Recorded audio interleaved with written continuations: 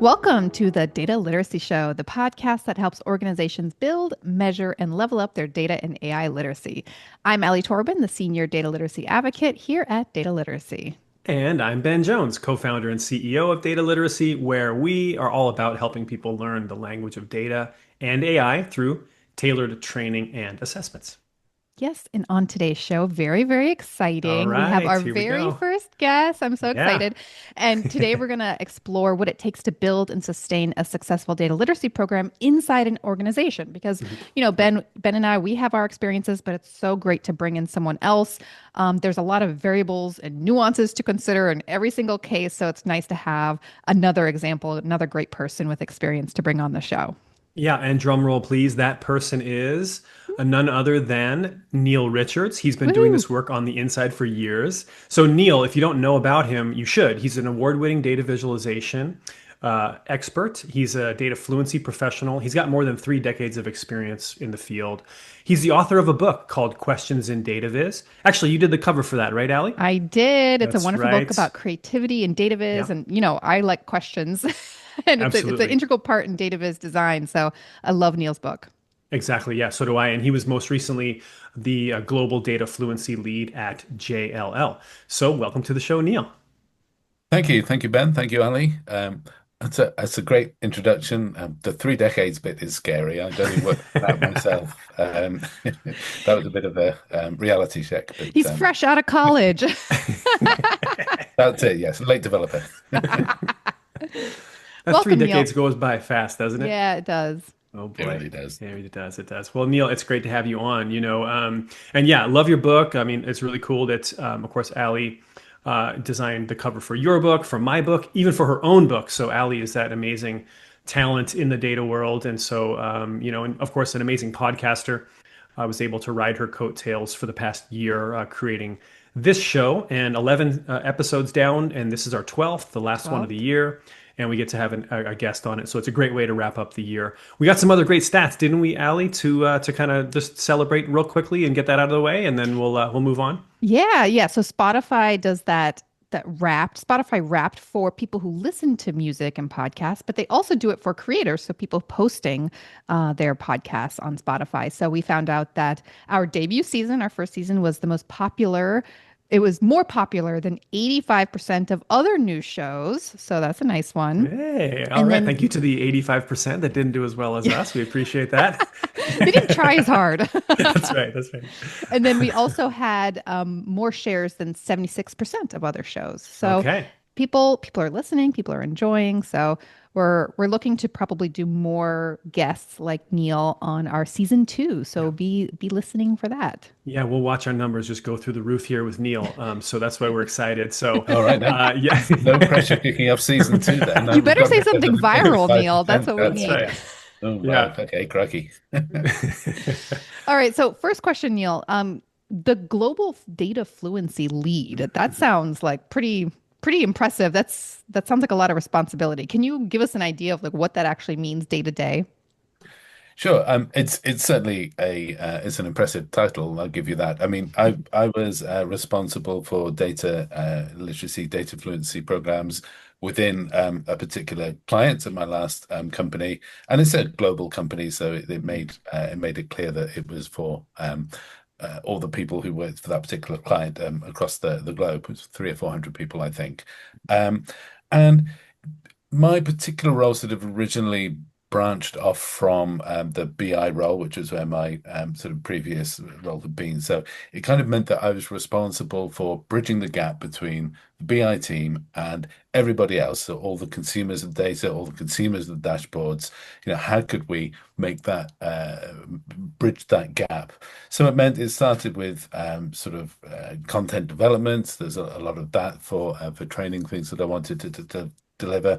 But it also meant things like building documentation. What could we do, like a data catalogs, things like that, that might be able to assist people to understand more what was done in the on the BI side of things. Hmm. Um, and then the more it developed, the more it sort of moved slightly away from that, and I focused a bit more on the training, the methods of delivery, and also sort of developing bits and pieces of content as well. Yeah. So a very multifaceted role, right? All to boost this amorphous thing called Hmm. data literacy, data fluency of this large community of business users. So, you know, it sounds like it involves some data definitions and understanding to your point about the data catalog. It also involves creating other content to really help people learn. So talk to us a little bit more about, on a really practical level when you say, hey, inside this organization, we're focusing on data literacy. Tell us a little bit more about what that means to you on a day-to-day basis. Yeah, so really, what I wanted to do was focus on the end users, so the users of the data products. We we've got some pretty amazing people within JLL who are responsible for the skills of the data folk, the analysts in particular. So we have some pretty world-class stuff out there, I think, or that we use internally at JLL. But again, it was really just sort of focusing, and so it really meant sort of going back to basics. I called it, well, we decided to call it data fluency. There's a lot of discussion. What's the difference between data literacy and data fluency? And that's, that could be a whole different discussion, really. Um, it felt a little bit less binary and more kind of friendly. I Mhm. think just having the distinction of that term sort of allowed me to feel like the focus was on those end users rather than on the producers of the data product Hmm. themselves. Um, and so it meant sort of really going back to basics. How do we read charts? How do we understand data? How do we make people use the products more and make them more confident? And I I suppose I keep coming back to this, but one of the first sort of bits of feedback I got was someone thanking me for making data less scary. And I kind of took that and I took it as a sort of punchline and almost like put it Mhm. almost literally by my laptop to remind me that's what I'm trying to do. I'm Yeah. trying to make it less scary for people to actually approach the data products that are out there, Mhm. whether it's in real life or whether it's on the dashboards that BI deliver and all the other technology products that we have internally as well.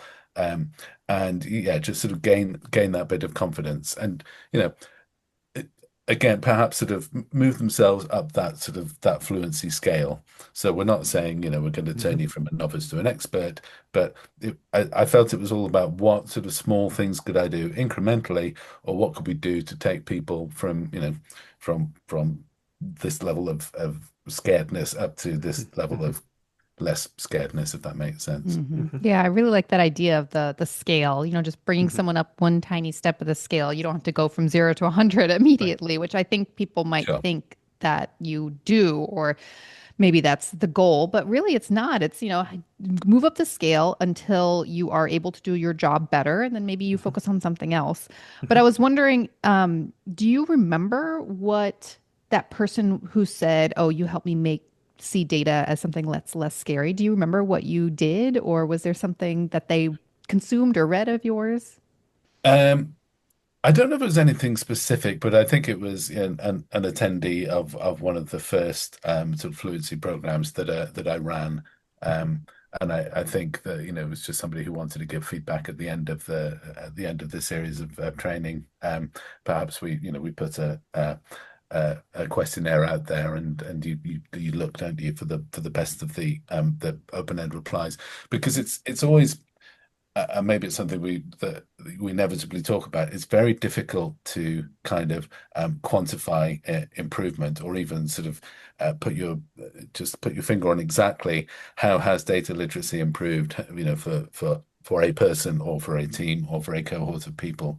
Mhm. So I think that was more just a matter of sort of finding just these individual nuggets to try and yeah, you use that as a measure of small success. So there was something about the training program that led this person in the feedback to say, "You made data less scary for me." Yeah, What would that's you right. say when you look at your ability and your approach to training? What do you think it maybe, or what do you guess it was, perhaps if they weren't more explicit about how you went achieving that comfort level? How did you actually get them to have that feeling? Do you know what I mean? What was really the Well, approach there? I think really. the acknowledgement that, I mean, you try and consider what your personas might be, what are the levels, who are the different kind of people that we need to train. And I think it was important to start sort of right from first principles, right from the start, to acknowledge that there are people who um, have a little bit of fear at looking at the dashboards you produce. I Data remember. phobia, we call it. Yeah. Well, yes, or just sort of change phobia. And again, it took me a while to realize that data fluency, data literacy is really a change management exercise. And I remember one time going to another one of the offices, I think perhaps just sort of slightly before I came into this role, and learning that, some of the most competent people there were using things perhaps in Excel that they have always used for 20 years. And they vaguely might have been aware that somebody said there was a BI team that put out dashboards, but they were not interested in them because they were happy and We're competent fine. within Hmm. what they had and would rather not change, would rather not learn something new. So yeah, I think it's all a matter of understanding that you're sort of taking people right from very first principles, Hmm. and that some of it can be a change management exercise. So something that I think when people who have focused on change management, a lot of times they'll talk about the importance of executive buy-in.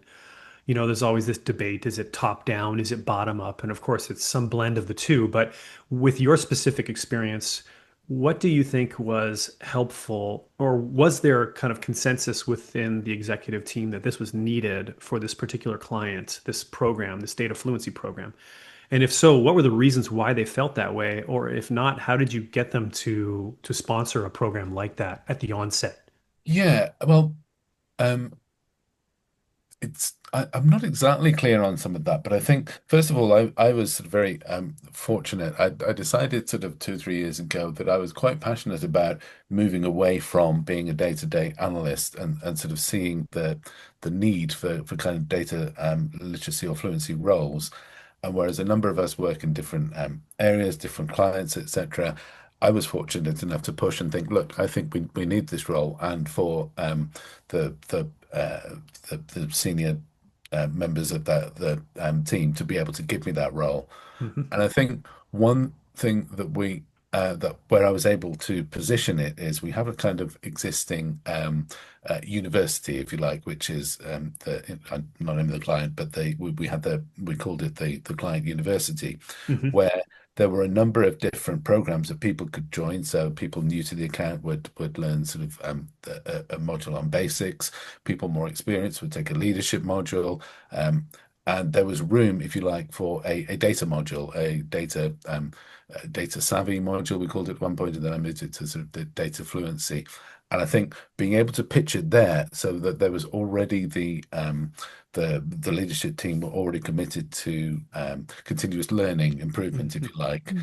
That position was there for me to say, well, look, all right, if I take this role, I would like there to be a an entire section around data literacy, and I would like to be the one who delivers it.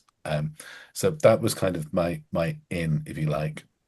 So Um, fitting it into a framework that already existed instead of saying that's right, yeah. this So whole there's a thing needs to start brand new from the ground up with no infrastructure, no other tools or components to it that are already there. So you really found yes, that it was good to position it that way. that's right, yes, and it gives you a kind of a brand, if you like, because it then Mhm. takes the same amount of seriousness as leadership training and of Mhm.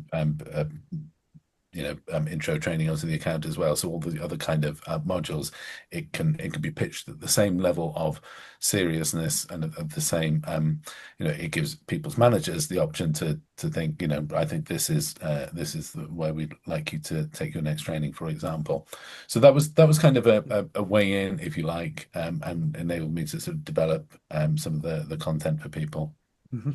How did you know what people needed? Like, were there some sort of learning path or assessment that people took so they knew, okay, hey, I might need this particular module and this go to this particular brown bag or whatever? Or was it just everything was open and they could choose what they wanted?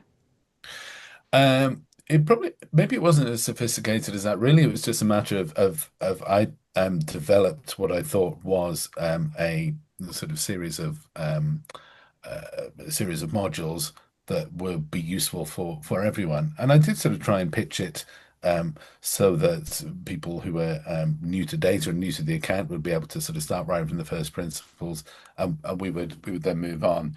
So certainly, what I'm talking about to start with, it wasn't a matter of perhaps small bite-sized modules that people could take. It would be sort of set hybrid delivered sessions, lessons that people would take and would be encouraged to attend, and then just sort of very brief and basic knowledge checks as a result, just sort of to make sure that people were happy with it and not overwhelmed by the content.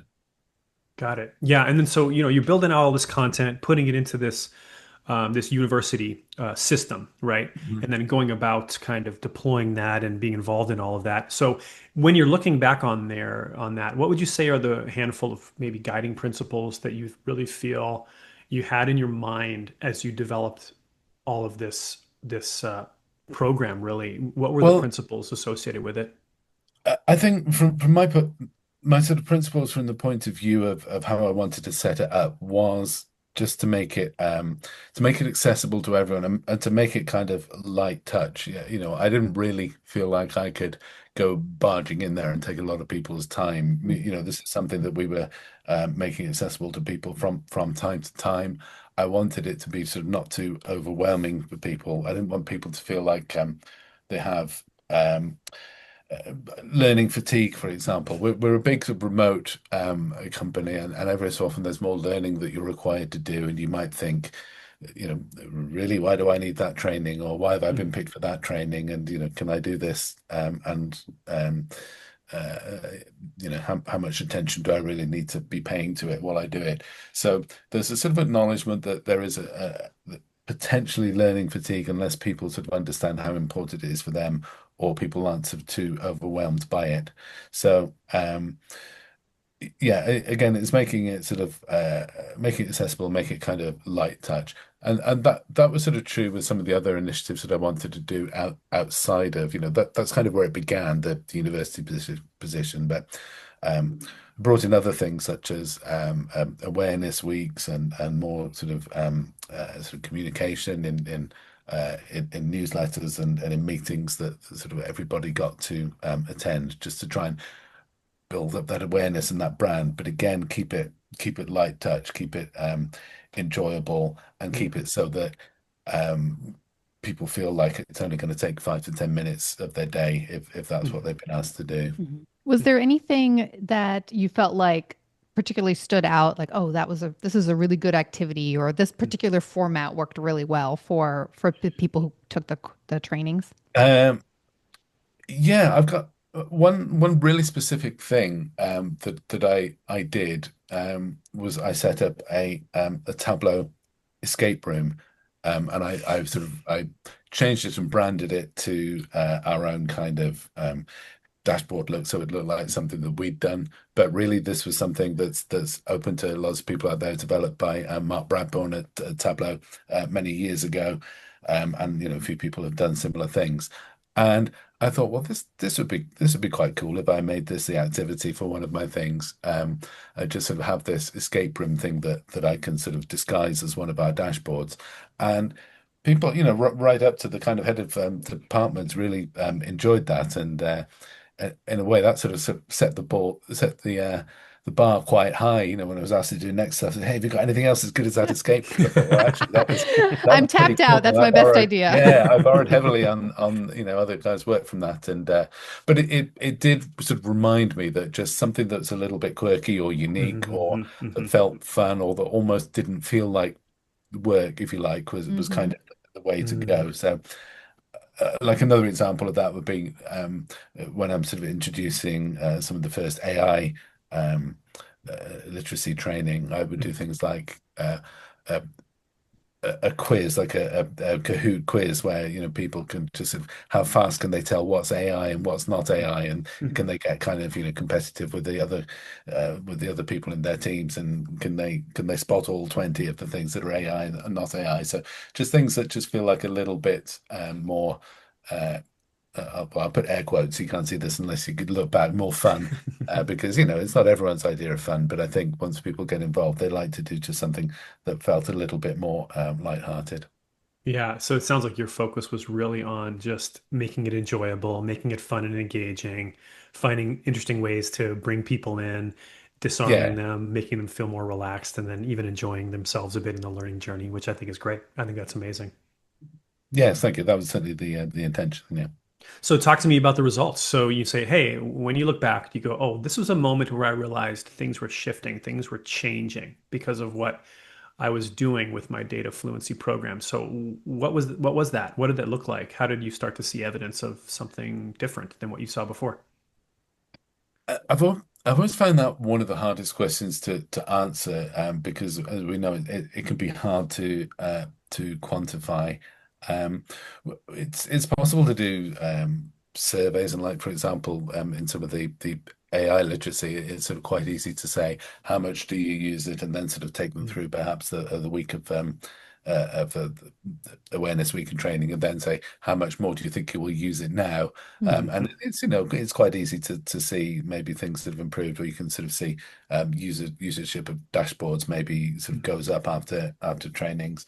Um, I did kind of again, I can think of one example where there was the most sort of senior leader on the account decided to get people together and look at some of the dashboards and really try and um, identify um, what cost savings can we make. I want us all to sort of be able to look into this and really curate a data story. Let's curate a data story. Let's brainstorm on it, and let's find something that we can put in front of the client. And I claim that as a win. I don't know if not, but I just thought that feels really close to what I wanted to talk about, what I tried to talk about in my data fluency and getting people to understand, be more confident in what they read and in how can they convert that into a story and confidently present it back to a client. So um, most of, and I suppose that was your question in as much as did you notice things? So you try and sort of notice anecdotal things. Um, it can be difficult because I'm here, working remotely in my back garden, and we're a diverse team where you can be talking to people from any one of the continents, and in particular, the people that I train will be then off working in different teams, speaking to the client. So you kind of have to hear back from these things almost kind of anecdotally. hmm mhm, I do always try and sort of get some feedback and see if people can give examples of data stories that they've been able to curate that perhaps they haven't been able to prior to training, but they mhm. can be they I don't know, they can be quite hard to identify. So Yeah. sometimes you just have to keep trying and just sort of acknowledge that um the difference that you're making is kind of incremental and slowly Mhm, but surely. mhm, mhm. Yeah. Yeah. Go ahead, Allie. Yeah, the quantitative and qualitative, I feel like that Mhm. that is something that we've always thought about and talked about too. Like there are some things you can measure, but there are Sure. going to be a lot of things that it is more of like hearing comments or Mm, stories, and you're going to have to piece it together like, "Oh, I don't think that person would have been able to do that before this training program." Yeah, and mhm, it's hard mhm. to, it's hard to justify and it's hard to kind of to demonstrate, if you like, because I think ideally anyone in my position there that what they would want would be for it to be a continuous process. It's Yep. it's not really a dip in, train people on data literacy and dip out again and say Mhm, my job is mhm, done. mhm, mhm, You would presumably want to keep working with those same cohorts. You would keep yeah. wanting to work with new people who come in. You would want to, uh, you would never just sort of want to come in and say, right, I've delivered that. That's all that's needed. Mhm. But that can be a hard thing to demonstrate. Yeah, Well, the good 'cause thing is technology never changes, right? yeah. So we once we learn it all, you just sit there and you're done, and you're like, I checked that All box. the data So skills too, like yeah, the you're skills are the good. Yeah, same. yeah, there Nothing we go. changes. Box ticked, all done. Right. Yes, yes, that's So true. let's talk about going back to the beginning then. So there's some folks out there listening that maybe are thinking to themselves, I've been trying to get a program going at my organization, and I want to know what Neil's recommendations are for what I can do today, tomorrow, this week to try to get things moving in that direction. What would you say? Yeah. Well, a lot of what I do and sort of what we started with at JLL was bite-sized. You can do kind of small things, and I've spoken a lot about the work I did on with my client, but a number of us sort of across different clients who sort of shared the passion. We started with a lot of brainstorming. What can we do? What can we do in our different roles? And we we came up with data moments, for example. What can you do that's just sort of one or two slides at the start of a presentation that you can just sort of sneak in there to get people thinking about data, something sort of data literacy Mhm. themed or something Mhm. like that. It's Mhm. how can we get the message? If we can't go out there and present and sort of put sort of whole data literacy programs out there, how can we just sort of get the word out? And Mhm. we had a bit of success with that. And from my point of view, I thought, well. Hans Rosling, of course, the legendary sort of best data storyteller that many of us will have known from his TED Talks. His factfulness books, and where he talks about the 10 data habits that we have. Mhm. Um, oh, blimey, it's my age. It's my 30 years in the business. I've completely forgotten what the term is. What it, um, But anyway, the way that the dramatic habits where we over dramatize data. So we'll see Mhm. two data points. So this was the 1 out of 10. We'll see two data points, and all we'll see Mhm. is the gap. We'll see the drama. We'll think something's gone up, think something's gone down. Whereas really, all we need to do is get some more points, get some more context, and not jump to so many kind of conclusions. And that's one example. And he had 10 of these dramatic instincts. Mhm. That's what he Mhm. called them. Mhm. Oh, Um, all 10 of them make for just a sort of simple diagram and picture and Mhm. slide at the beginning of, let's say, you can put it into the business reports that the leaders Mhm. will go back and give to the team members. And so I would start to put Mhm. a data moment at the start of all my trainings. Mhm. And it might be like that's happening in like minute one and minute two, and that's just when everybody's still sort of coming on and getting ready. But it's a nice way Mhm. of sneaking in kind of data stuff, data Mhm. awareness, Mhm. the importance of data literacy being that we're always just thinking about data and how do we use it Mhm. confidently in the right way. Almost like a interstitial message, like maybe like I don't know, a break slide or a starting Well, slide that's right. And before the everybody idea came from, joins. yeah, the idea came from the fact that, we were a real estate company and, Mhm. there were things in existence already, things like a safety moment. So it would Mhm. it would be quite common to start meetings off with just here's a safety tip. Here's Mhm. something that you absolutely need to know. We'll just put this in, get it top of mind, and then we'll go into the rest of the meeting. And we thought, well, why don't we have a data moment? Mhm.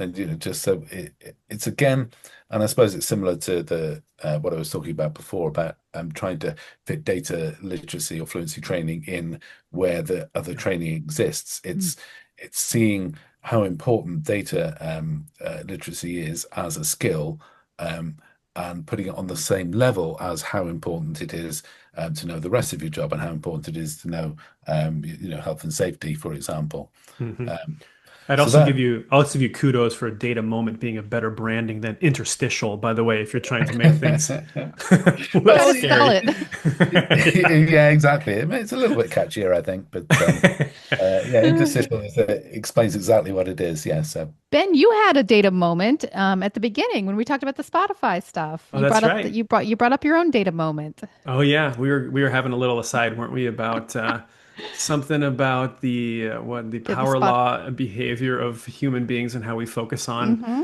a Yeah, tiny, tiny percentage of the content creators out yeah, there. we But it was made a our fun little own. little aside. Yeah, we made our own data absolutely. moment. That's right. Yeah, I Um, like those a lot.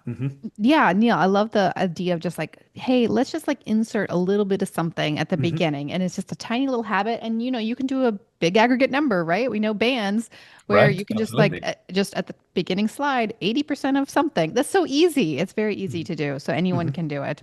Hmm. So you did mention at the beginning or in the middle a little bit about AI, Hmm. and Hmm. having the training about AI. What do you think? has been the main impacts of AI on our data literacy, data fluency movement? Do you think Mm. AI is going to be really impacting it more, even further? Um, I mean, there's no doubt that it will. Yes, AI is very interesting because the the link between AI and data is so crucial. Those of us in sort of data literacy, data fluency, that it's almost a natural um, leap into AI literacy, AI fluency, because the the soft elements, the kind of skills are kind of there. From my own point of view, I have a lot less knowledge of AI than I do of data, but I've really enjoyed being able to learn as I developed and as I delivered.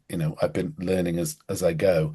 Mhm. Um, so there's certainly no doubt that AI is going to be vital, and I think it's the existence that people will now use AI to do a Mhm. lot of their data thinking.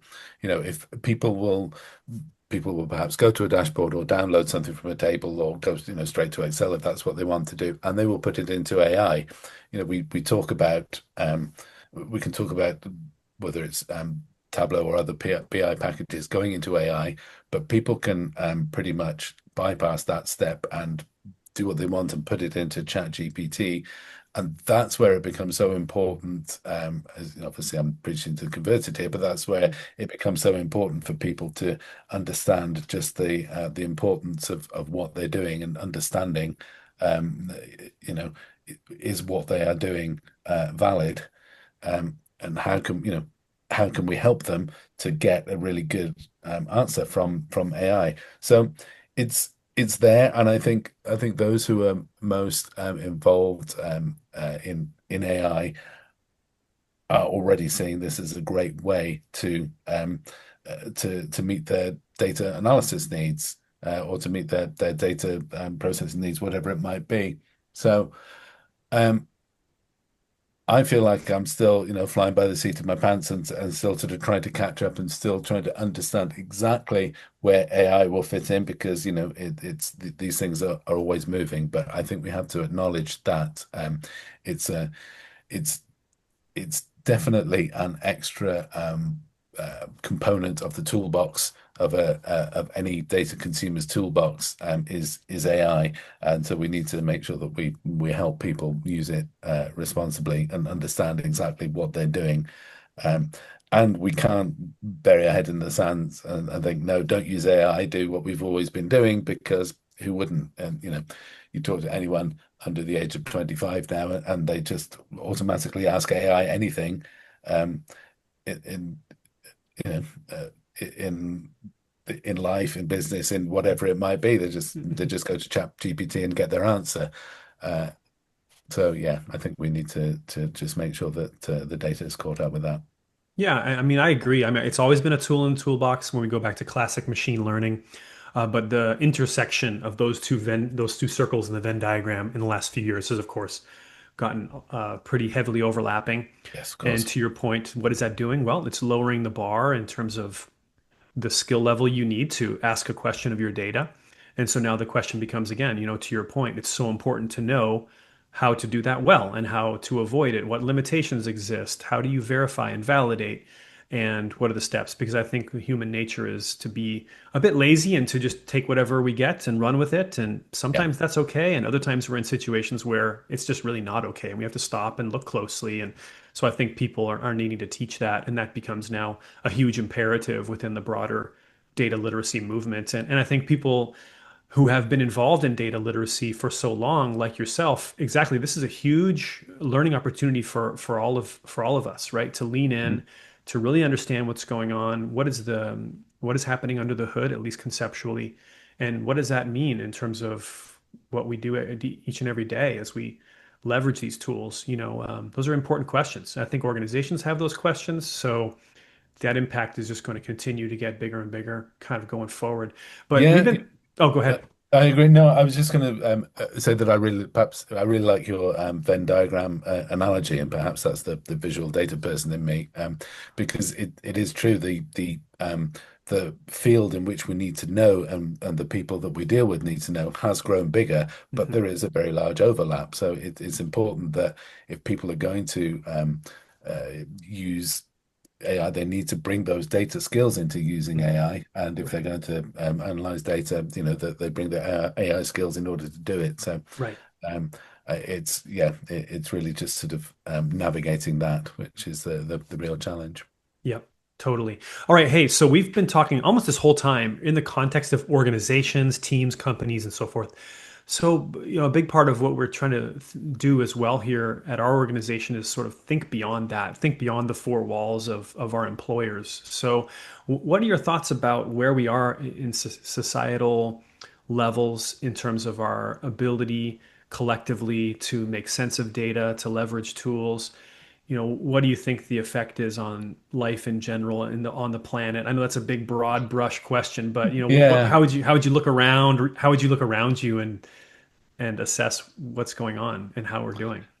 Well, I mean, like, where do you start? I do think that that data literacy really sort of came to the fore during COVID, and here's me thinking that was only recently. Actually, it was 5 years ago, but Yeah. it became really important to understand data. It became a time when charts appeared on the main headline news at 6 p.m. every day, delivered alongside the national leaders, which. As an interesting aside, is when I was finally able to explain to my mother what I did for a living, charts like you see on Hmm. TV. Oh, okay, I get it. So things like that became a lot more mainstream. I don't think that necessarily means that everybody sort of started to understand data. And I think I don't know. I think the downside is more sort of the downside of society generally, and the sort of proliferation of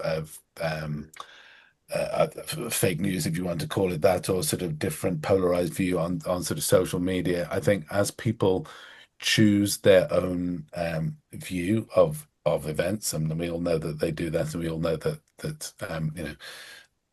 algorithms that kind of help people do that, if you like. Hmm. Data sort of becomes quite an important part of that. People choose the way to frame their data. People, whether they're data literate enough or not, um, they can, in the same way that they can choose their own version of truth, it seems now they can choose their own version of data to kind of back up that truth. So I Hmm. think that's something just to be very aware of.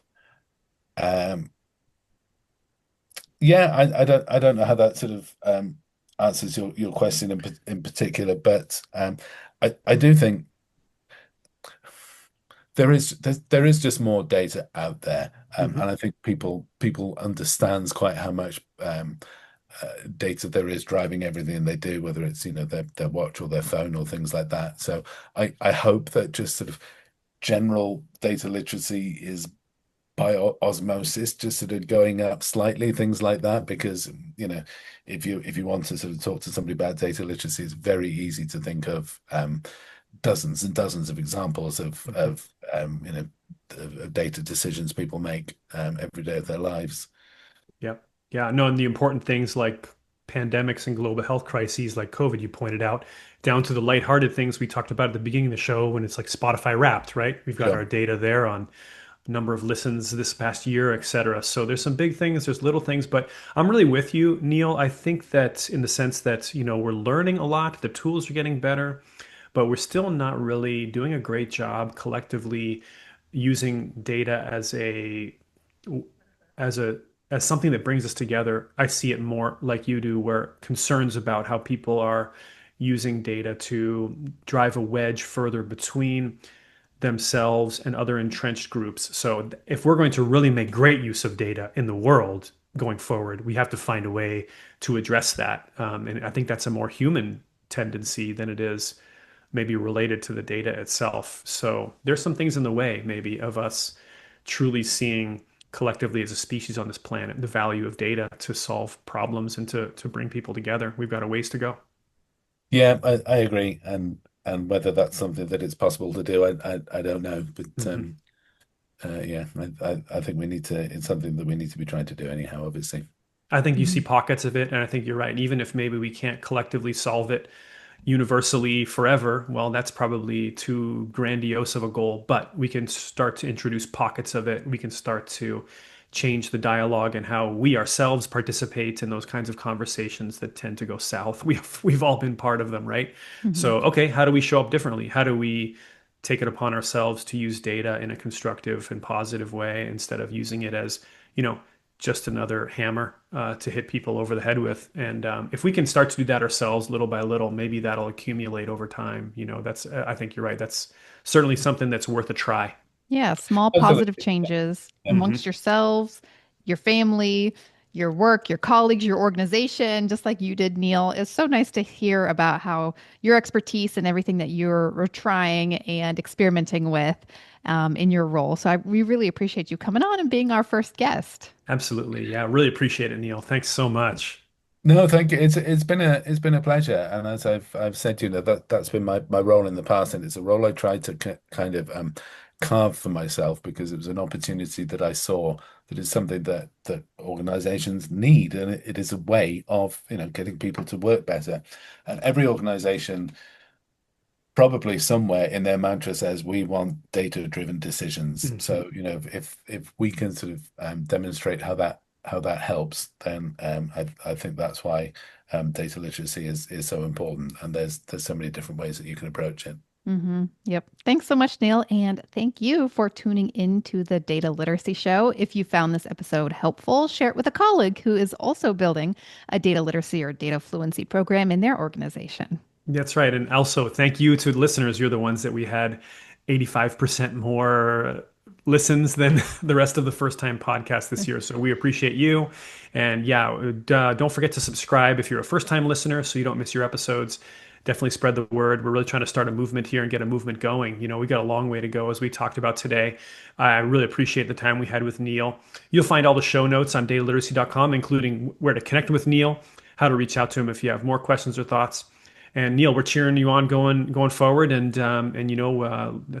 we appreciate all the time you spent with us today.